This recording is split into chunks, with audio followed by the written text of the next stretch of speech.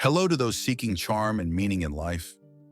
In a serene mountain monastery, nestled among whispering pines and misty peaks, there lived a venerable Zen master known for his profound wisdom and compassionate heart. His disciples came from far and wide to seek his guidance on various matters, both mundane and profound. One day, a troubled young monk approached the master with a heavy heart and a sense of deep shame. "Master," the young monk began, his voice quivering, "I have been struggling with an addiction that I cannot seem to overcome. It is a habit that I feel weak against, and it causes me great distress." The Zen master, with his usual calm demeanor, looked at the monk with understanding eyes.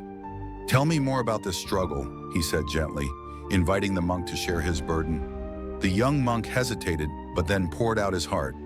"I find myself repeatedly falling into the trap of self-pleasure, and it distracts me from my meditation and my duties. I am consumed by guilt and shame, and I fear that I am failing in my path to enlightenment." The Zen master listened intently, nodding as the monk spoke. After a moment of reflection, he said, "Let us approach this issue as we would any other challenge. In Zen, we learn to observe our thoughts and desires with clarity and without judgment. This is not a matter of sin, but of understanding." The master led the monk to a tranquil garden, where a small pond reflected the sky's shifting hues. "Look at this pond," he instructed. "See how its surface is disturbed by every ripple? Each ripple represents a thought or desire. But notice how, after a moment, the pond returns to stillness. Our mind is similar." The young monk gazed at the pond, observing how the ripples eventually faded, leaving the water calm and clear. "I see," he said thoughtfully. "The ripples are temporary, and they pass." "Precisely," the master affirmed. "Desires and thoughts, like ripples, come and go. They are natural, but they do not define us. Our task is to acknowledge them without letting them disturb our inner peace." The Zen master then suggested a practice for the young monk. "When you feel the urge arise, observe it without reacting. Recognize it as a temporary ripple on the surface of your mind. Breathe deeply and let it pass as the ripples pass from the pond." The monk followed the master's advice and began to practice mindfulness.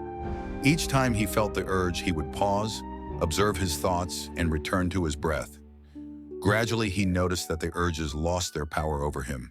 They became less frequent and less intense, and he felt a growing sense of control and tranquility. Days turned into weeks, and the monk continued his practice with dedication. He found that by focusing on the present moment and acknowledging his desires without judgment, he was able to regain balance and inner peace.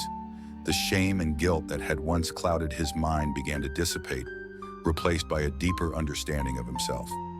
One evening, as the sun set behind the mountains, the young monk approached the Zen master once more.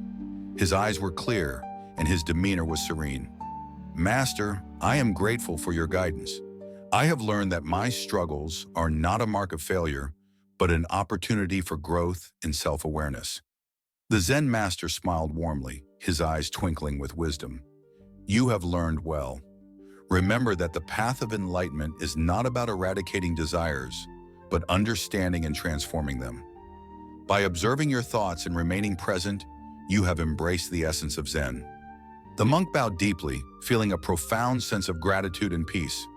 As he walked back to his quarters, he carried with him a renewed sense of purpose and clarity, knowing that he had the tools to navigate the ripples of his mind and find stillness within.